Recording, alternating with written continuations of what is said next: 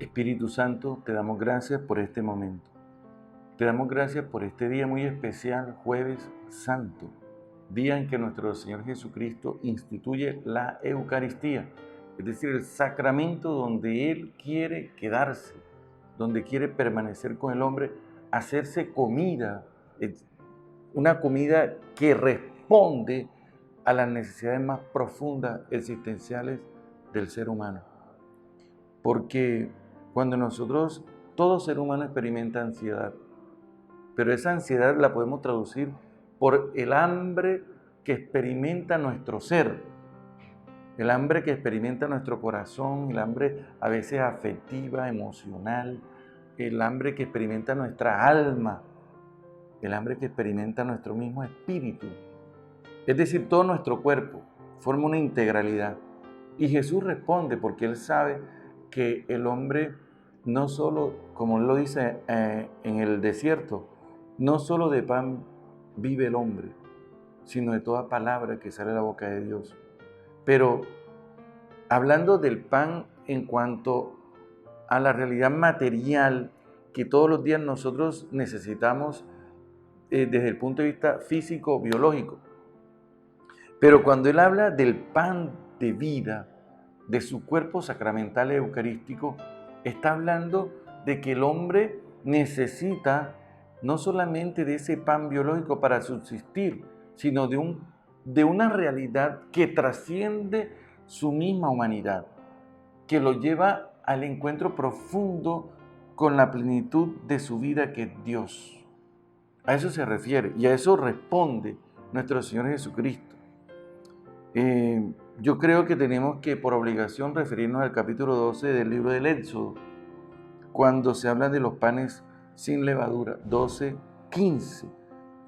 Y ese es el momento en que el pueblo sale de la esclavitud y tiene que compartir ese pan con el cordero a la vez, los panes sin levadura y el cordero. Capítulo 12 del Éxodo, versículo 15 y versículo 21. Y en el versículo 26 dice: cuando sus hijos le pregunten qué significa este rito, ustedes le responderán: es el sacrificio de la Pascua en honor del Señor que pasó de largo ante las casas de los israelitas en Egipto. Sacrificio. Estamos hablando de tres elementos importantes que vamos a tener en cuenta. En la Eucaristía, el pan sin levadura, el cordero y el sacrificio. Y no solamente eso, sino la misión o la palabra que se tiene que transferir o transmitir. Cuando nosotros llegamos al Nuevo Testamento, encontramos en el Nuevo Testamento que Jesús, por ejemplo, en el Evangelio de San Juan 1:35 dice: ese es el Cordero de Dios. Cuando está diciendo Juan Bautista, ese es el Cordero, está indicando, ese es el que va a ser sacrificado. Ya podemos hacer una relación, podemos establecer una relación con ese capítulo 12 del libro del Éxodo. Cuando uno lee el momento en que se da la Eucaristía, el contexto dice, capítulo 22 de San Lucas, versículo 14. Llegada la hora, Jesús se sentó a la mesa con sus discípulos y les dijo: ¿cómo he deseado celebrar esta Pascua con ustedes antes de morir? Esta Pascua, volvemos nuevamente al capítulo 12 del libro del Éxodo. En el Evangelio de Marcos, en el capítulo 14, ¿qué vamos a encontrar? Para ir armando el rompecabezas que nos dio el libro del Éxodo, en el capítulo 14 encontramos lo siguiente. Versículo 1. Marcos, capítulo 14, versículo 1. Faltaban 2 días para la fiesta de la Pascua y de los panes sin levadura. ¿Se da cuenta? El contexto.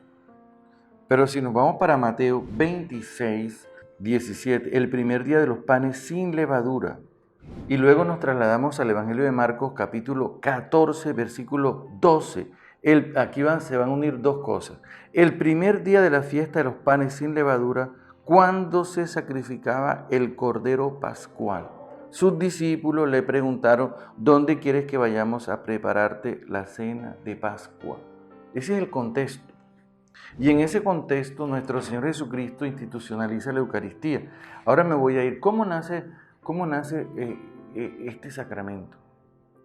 ¿Cómo nuestro Señor Jesucristo convirtió el pan en su cuerpo? ¿Y en qué contexto? Porque hay un contexto de traición de parte de Judas, un contexto también en el cual los discípulos lo van a abandonar. Pero nuestro Señor Jesucristo enfrenta todas estas situaciones con el amor.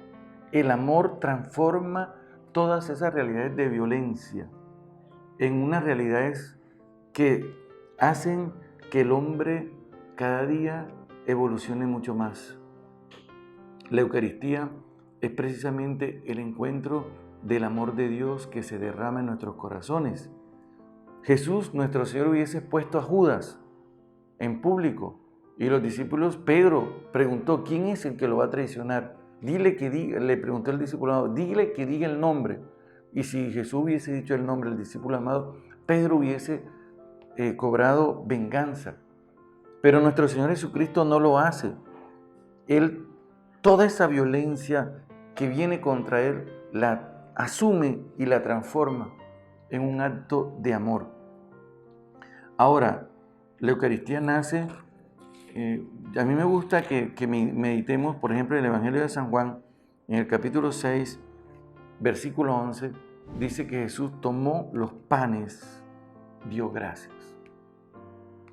Aquí, con esa palabra, dar gracias, en griego, indica lo mismo que nosotros cuando damos gracias a las demás personas, pero específicamente a Dios.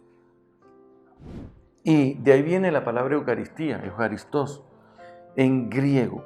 Y ¿saben algo hermoso, bello? Y es que después, en el versículo 23, ya no se va a hablar de la multiplicación de los panes. Juan 6, 23, llegaron al lugar donde la gente había comido el pan después que el Señor había dado gracias a Dios. Cuando ya Jesús está en la mesa, nuestro Señor Jesucristo, a lo largo cuando nosotros meditamos el Evangelio, encontramos que Él, con el poder que tiene en su palabra, de hacer que lo que Él diga se cumpla, Él dice al leproso en Marcos 1:40, queda limpio, y el leproso quedó limpio inmediatamente. Le dijo al paralítico, levántate, y el paralítico se levantó, porque lo que la palabra de Jesús dice se cumple. Por lo tanto, cuando Jesús tiene el pan, vamos a suponer que este es el pan, Jesús tiene el pan en la mano y Él dice, esto es mi cuerpo. Así dicen los textos originales. Esto es, inmediatamente el pan se convirtió en su cuerpo. Él no dijo esto significa, esto simboliza, Él no dijo eso. Él dijo esto es, indicando así una relación profunda, estrecha, donde Él se hace presente y se manifiesta. Pidámosle al Señor que así como los discípulos de Emaús en Lucas 24:35 lo reconocieron cuando Él partió el pan, nosotros hoy también, a la luz de la fe, podamos reconocer su presencia resucitada con nosotros. Amén.